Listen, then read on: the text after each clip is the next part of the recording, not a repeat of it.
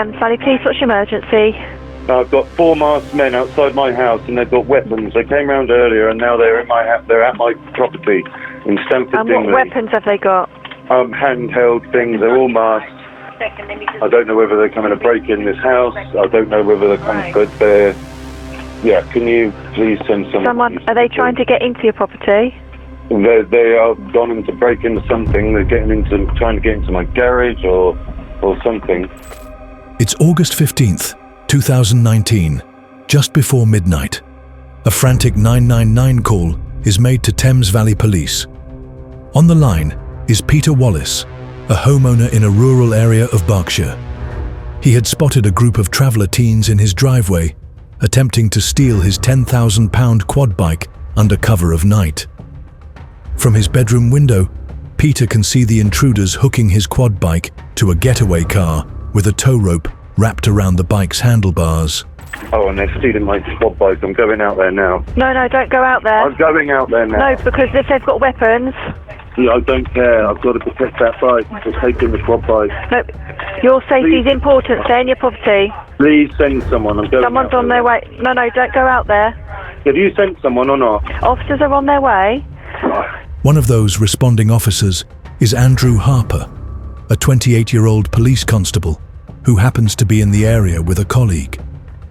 In the pitch-black Berkshire countryside, Harper races to intercept the suspects. Within minutes of that desperate 999 call, Harper will lie mortally injured on a country road.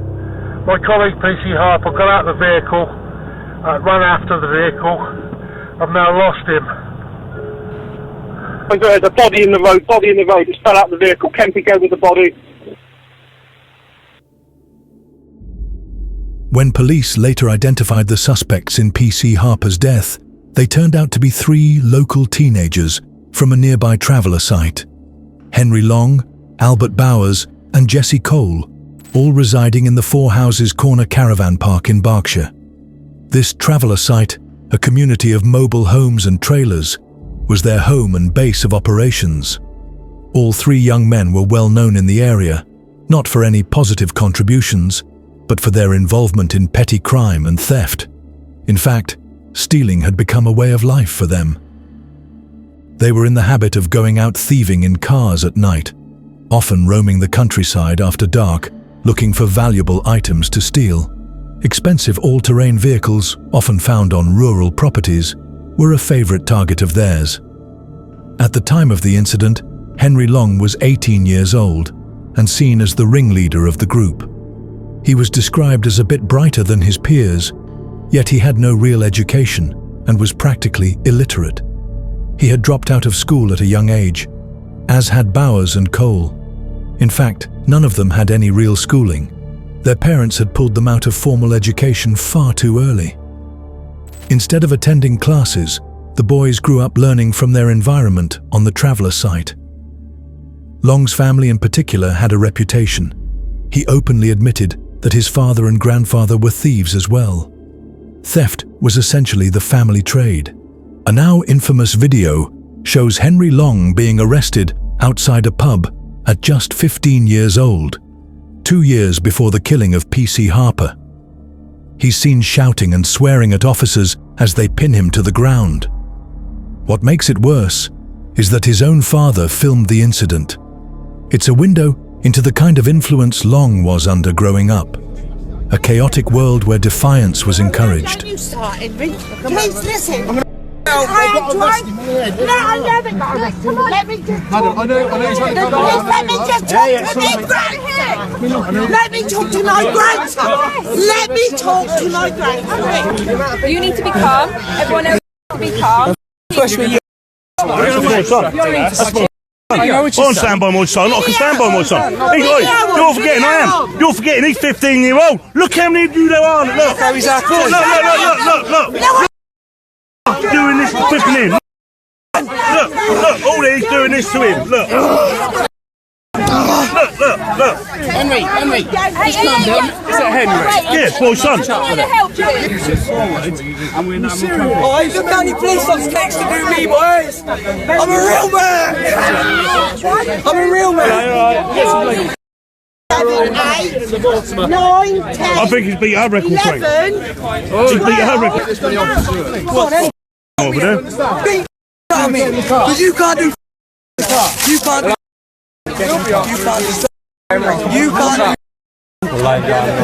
Emery's been arrested. It's about gaffers here. The whole of En, son. Go on, harder. I'll tell him to get in. Listen with Dad. If you can, Henry. Headbutt me. Just do yourself a mate, get in there. Gangland. Turn on, do the ankles, We're not being funny. He'll get down to the van in a minute. Just tell him to get in the car. Emery, just get in. Emery, get in. That's nothing. Oi! You're there. Just get in, mate. Just get in. I'm not set though. Come on. Yeah. Come on. Thank you. See those rapists and murderers out there? All days there, look. 15-year-old boy. Look here, look. Murderers get less than this. Look. Leg restraints out there. All them arm restraints out a lot. Albert Bowers and Jessie Cole, both 17 at the time of the crime, both struggled with learning difficulties, which made it even less likely for them to engage in traditional schooling. Instead, they did odd jobs for their fathers and spent much of their time on the margins of society. Neighbors and local residents were not blind to the trio's activities, were widely regarded as troublemakers, a blight on the community, with a history of stealing vehicles and machinery from rural properties. They would cruise the country lanes in stolen or cheap used cars, scouting for opportunities. By August 2019, they already had criminal records, mostly for minor offences, and court orders against them, though these were of little deterrence. It's important to note that while these teens came from a traveller background, their crimes were condemned within the traveller community. Community leaders and organisations publicly distanced themselves, insisting that the trio's lawless behaviour didn't represent traveller values. The Traveller Movement, a UK advocacy group, strongly denounced the boys' actions and their apparent lack of remorse, calling their conduct unforgivable. Nevertheless, the case shone an uncomfortable spotlight, fueling public prejudice. In mid-August 2019, Long and his cohorts set their sights on a new prize, a high-end Honda TRX 500 quad bike belonging to Mr. Wallace, the man from the 999 call. The gang likely scoped out the property in advance. Wallace's house, set by a sharp bend on an isolated country lane, was an ideal target, secluded and not easily visible from the road. Their first attempt to steal the bike came brazenly in broad daylight. Earlier on August the 15th, sometime in the late afternoon, Long, Bowers and Cole drove to Wallace's house in a silver car, with their faces masked.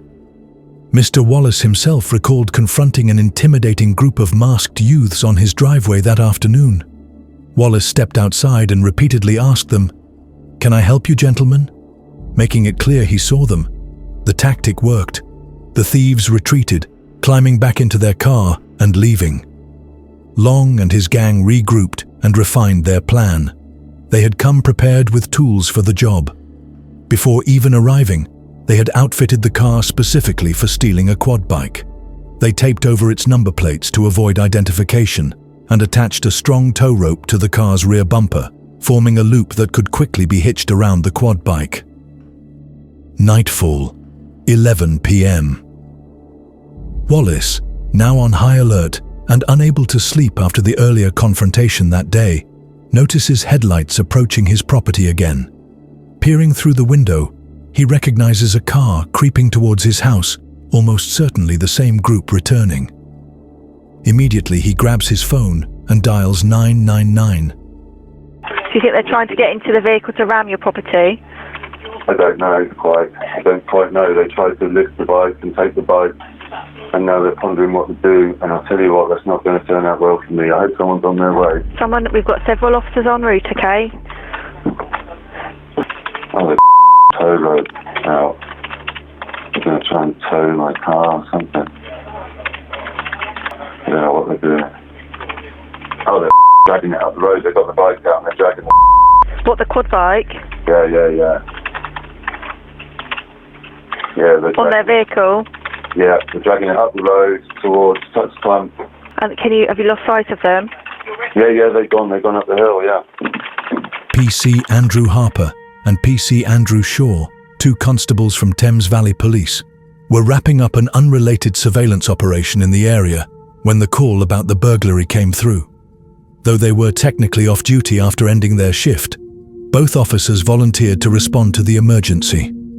Andrew Harper was a 28-year-old and in the prime of his life, deeply loved by family and respected by colleagues. Harper grew up in the rural town of Wallingford, Oxfordshire, with dreams of becoming a police officer from a young age. He pursued that calling straight out of school. At age 19, he became a volunteer officer, and by 2011, he had signed on as a full-time Thames Valley Police constable. He spent years policing the local communities and by all accounts was brave and dedicated, the type to always answer the call of duty, even at personal inconvenience. In mid-2019, Harper achieved 2 personal milestones he was immensely proud of. First, after nearly a decade in uniform, he earned a spot on the Roads Policing Unit, an elite team focusing on traffic and road-related crime. He had only been on the RPU for about 6 weeks when the incident occurred. The second, and more joyous milestone, was his marriage. On July 18th, 2019, less than a month before that fateful night, Andrew Harper married his childhood sweetheart, Lissy Beckett. The two had been together for 13 years, growing up side by side. The young couple was on cloud 9, looking forward to a bright future. They were even scheduled to leave on their honeymoon in just a few days. At 11:30, Harper and Shaw suddenly chanced upon the suspects almost by accident. As they drive down Admore Lane, a secluded single-lane road, driving towards them from the opposite direction are the teens, dragging the stolen quad bike behind it. The car nearly collides with the police car. PC Shaw manages to brake and avoid a crash, and in that flash of an instant, they see a figure in dark clothing running alongside the car. PC Harper flings open his door and leaps out of the police car to chase the suspect on foot. Harper's aim is to grab the fleeing man before he can get fully back into the getaway vehicle. But the driver, Henry Long, hits the accelerator. The car speeds off, the heavy quad bike now dislodged and abandoned in the road. Unbeknownst to Harper, the trailing tow rope is still attached to the car, forming a snare. As Harper runs after the suspect, he steps into the loose loop of the strap with both feet. The strap tightens around his legs like a noose. The car is already speeding off, and the vehicle is now towing his body at high speed down the lane. Henry Long and his passengers must have realized something was different. The car was still pulling a heavy weight. An expert would later testify that anyone driving the car could not fail to be aware that something of significant weight was being dragged behind them. Whether the teenagers understood that it was a person is a matter that was hotly debated in court. What is clear is that Long did not stop. Shaw drove after the suspects down the country lane, but the getaway car outran him. After losing the police, Long headed toward Ufton Lane, where there was a wedding party let out at Ufton Court, a local wedding venue.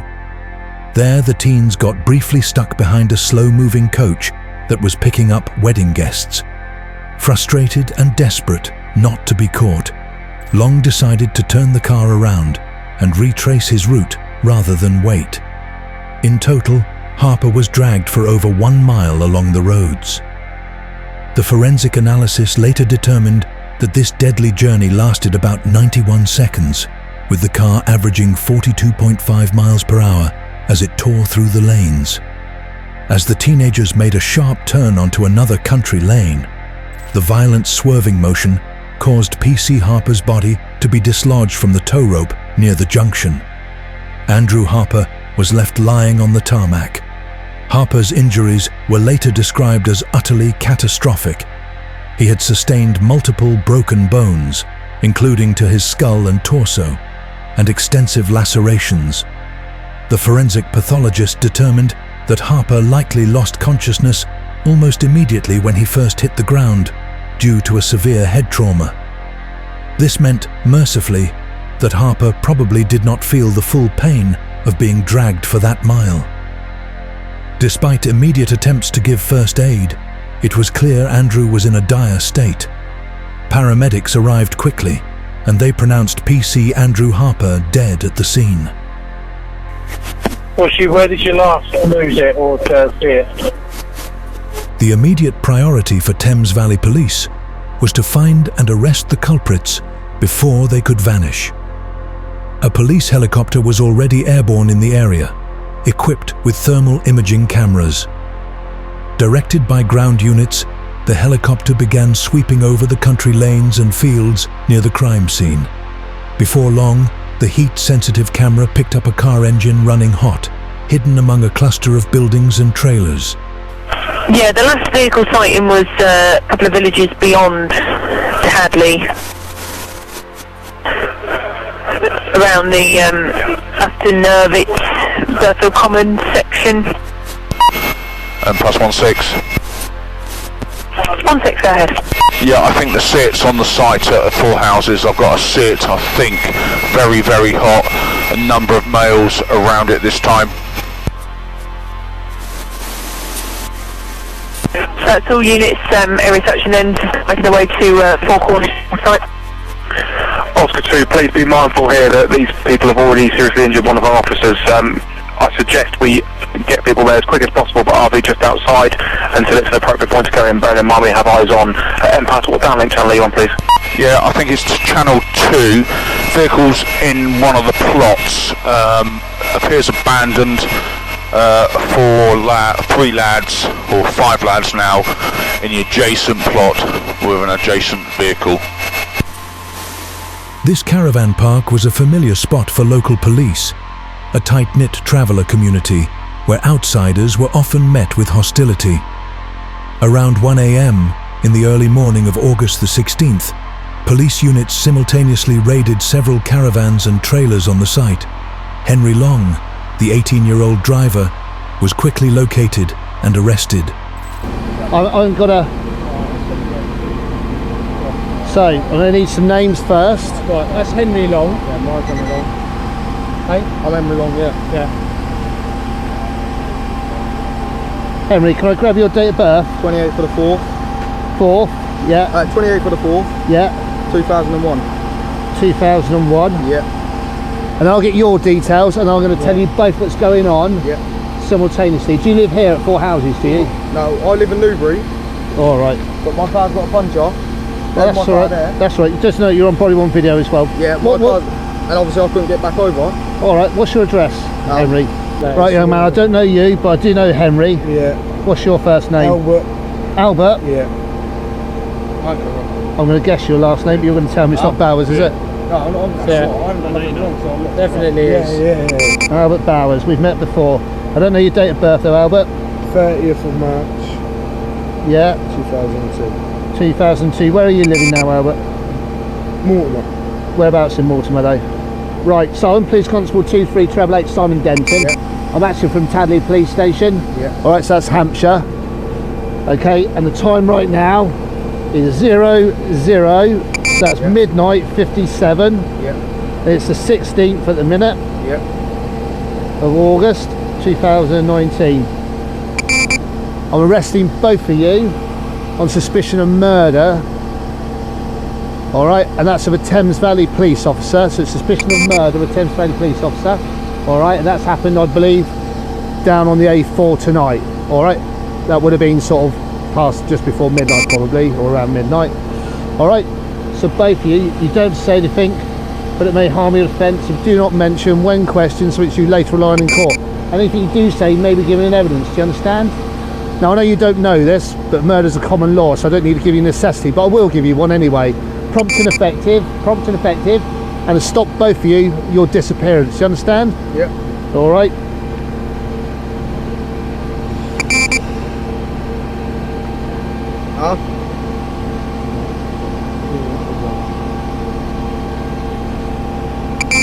Oh. All this for a load of what? Right. All this for a load of what? Well, a load of what? It's suspicion of murder. It's quite a serious offence, to be honest. It's serious to you. All right. Look, how do you expect me to go about Newbury like that? What have we done? Well, we're going to work that out. That's why it's prompt and effective investigation and work everything out. Does it look like I've done a murder? Guys, look as if no, it's upsetting. It's upsetting. They just calling me a murderer. All right, so do you two both understand? So transportation's going to be gained for you, and then you're going to leave. All right? With peace. I don't want to go. Thank you very much. A third suspect, Jessie Cole, wasn't immediately in custody at the site during that initial raid. Cole had fled the car during the chaos. Police dogs and officers combing the area soon flushed out a 17-year-old hiding not far from Four Houses Corner. In the end, all three primary suspects were in custody within hours of the incident, a remarkable turnaround for such a fast-moving, nighttime crime. In total, police detained 10 males aged 13 to 30 during the first 48 hours, casting a net around known associates and anyone who might have been involved. In the days following Andrew Harper's death, a detailed investigation unfolded. The case was handled by Thames Valley Police's Major Crimes Unit, and it drew national attention. Cell phone data was analyzed for the suspects, which showed their movements at the time of the crime. It corroborated that immediately after the incident, the three teens' phones headed straight back to Four Houses Corner caravan site. During questioning, Henry Long initially tried to spin a story that he had been nowhere near the scene, claiming he was at the caravan site watching movies with family that night. But confronted with phone location evidence, his lie fell apart. The physical evidence from the car was damning. Forensics found traces of Harper's DNA and blood on the tow rope, under the chassis, and on the rear bumper. Additionally, police recovered the taped-over number plates that the teens had improvised on to avoid identification. They also found the roll of tape used and other burglary tools in the car. All three suspects had their fingerprints and DNA in or on the vehicle, tying them firmly to the crime. As the evidence piled up, the three teenagers were formally charged with murder on September the 18th. The fourth man, Thomas King, was charged with conspiracy to steal. The police and CPS alleged that Long, Bowers and Cole had deliberately meant to harm any officer who tried to stop them, given their aggressive escape, while they may not have set out to kill a cop that night. Once PC Harper got tangled in that strap, the suspects chose to accelerate and drag him to facilitate their escape, demonstrating a callous disregard for his life. During pre-trial legal proceedings, all three accused entered pleas. Not surprisingly, they denied murder. Henry Long did, however, admit to manslaughter, meaning he acknowledged that his actions caused the death unlawfully, but without intent to kill. Bowers and Cole each pleaded guilty to the quad bike theft conspiracy as well, but they denied manslaughter, refusing to concede any culpability in Harper's killing.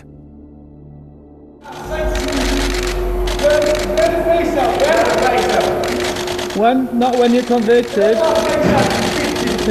The trial began in March 2020 at London's Old Bailey. The case drew intense media interest. Not only was this the killing of a police officer in the line of duty, but there was also an undercurrent of tension regarding the defendants' traveller backgrounds and the public's appetite for justice. Due to the ages of Bowers and Cole, 17 at the time of the crime, reporting on their identities was initially restricted, but by the time of trial, they had turned 18 and their names were widely known. The jury was shown graphic dashcam footage from the responding police cars, including the moment Harper's body was discovered by officers on the road. Each of the three defendants tried to minimize their personal blame. Henry Long's defense accepted his manslaughter plea, but fought hard against the murder charge, essentially saying he drove the car that caused the death. But he did not know PC Harper was attached, and certainly didn't intend to kill him. Long even testified in his own defense, admitting that he was a thief, but insisting he's no killer. His lawyers stressed his youth and argued that panic took over that night, that once the officer fell in front of the car, Long sped off in fear and confusion. Albert Bowers and Jessie Cole claimed that as passengers, they didn't have control over what happened. They admitted to being part of the theft, but denied any knowledge that a person was caught in the rope until after the fact. The trial had its share of dramatic moments beyond the evidence. At one point in March 2020, a juror became ill, which raised immediate concerns due to the emerging COVID-19 pandemic. This was early in the pandemic, and the trial actually had to be suspended on March 23, 2020, when a nationwide halt was called on jury trials amid lockdown. For several months, proceedings were on hold. There were also troubling reports that someone was attempting to intimidate the jury. This cast a shadow over the trial, and ultimately that first trial attempt was abandoned entirely for a retrial later to ensure fairness. A retrial commenced in June 2020 under strict social distancing and security measures. During the retrial, an incident occurred where a female juror was seen mouthing "bye boys" to the defendants in the dock. This led the judge to discharge that juror immediately. It raised questions of impartiality, as it appeared she might be sympathetic to the teenagers. Despite these hiccups, the evidence against the defendants remained strong on manslaughter, but proving murder was challenging. The burden of proof for murder is high, beyond reasonable doubt of intent, and in the end, the jury was not convinced the trio had set out to kill PC Harper, or even knowingly dragged him to his death beyond a doubt. On the 24th of July, the verdicts came in. All three were acquitted of murder. However, Henry Long had already pleaded guilty to manslaughter, and Albert Bowers and Jessie Cole were found guilty of manslaughter by the jury. In the eyes of the law, they were culpable for causing Andrew Harper's death, but as offenders who did not actively intend to kill him. The distinction greatly angered Harper's family and many in the public who felt that dragging a police officer behind a car for a mile is so malicious that it ought to be called murder. Harper's widow, Lissy, was in court for the verdict. She broke down in tears of frustration when she heard "not guilty of murder." She later wrote an impassioned open letter to the Prime Minister and Home Secretary, imploring them to allow a retrial or change the law so that killers of police officers could face harsher punishment. A week later, on the 31st of July, the judge passed sentence on the three young men. He pointed out the appalling absence of remorse. During the trial, reports emerged that the defendants would laugh and joke amongst themselves, and at one point, according to a police witness, Henry Long had smirked and said, "I don't give a f*** about any of this," when charged with murder. Henry Long, as the ringleader and driver, received 16 years in prison. Because he pleaded guilty to manslaughter, he got some reduction. Otherwise, it likely would have been even longer. Albert Bowers and Jessie Cole each received 13 years in a young offenders institution. All three would have to serve at least 2/3 of their sentences before any chance of release, rather than the usual half-term, due to the seriousness of the crime. Additionally, the judge imposed lengthy driving bans. Thomas King, the accomplice who pleaded to conspiracy to steal, had been sentenced separately. He received a relatively minor sentence for his role.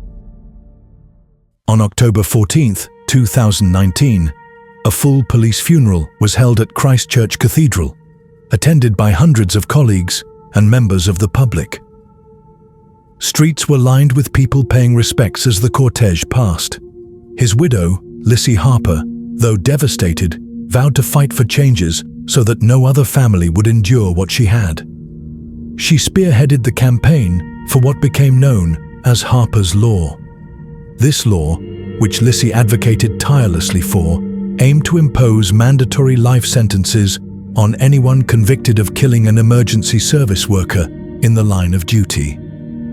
After gaining significant public and political support, Harpers Law was officially added to the statute books in April 2022, meaning that now in the UK, if you kill an emergency worker in the course of committing a crime, you are mandatorily subject to life imprisonment. It was a bittersweet victory for Lissy Harper, a tribute to her husband's memory. It stands as a legacy that Andrew Harper's death was not in vain and could help protect future frontline workers. In the years since the killing, public anger has continued to boil over, not just over the sentences handed to PC Harper's killers, but over the fact that the traveller site they came from is now being refurbished with council money. 4 Houses Corner in Berkshire was home to all 3 teenagers. It was from this very site that they returned after dragging PC Harper to his death. Now, that same site is at the centre of a £1.5 million taxpayer-funded revamp, and it sparked fury among the public. This is something of an issue for me that I think who is going to live there, should it be approved, is actually quite vital to know. What we've seen from the people that were resident there at the time is nothing but appalling, quite honestly. We've had no sense of empathy from their community whatsoever in 4 years. The only incidences of anything from that side of the community is parties that lasted for days, over weekends, of when we had the sentences and the verdicts. I heard of parties near to where my parents live, even parties that had never been held before, that went on for days. And we had pieces in newspapers, national press, saying, and this is from a sister, so a blood relative, saying, our boys are the heroes. Local residents have branded the decision a slap in the face, with many questioning why the site linked to such a horrific crime is being rewarded with upgrades instead of shut down entirely. The outrage grew when it was revealed that 9 of the 10 plots at 4 Houses Corner will be made available to the same families who lived there before. Despite the criticism, West Berkshire Council pushed ahead with redevelopment, saying the site was in poor condition and needed improvement.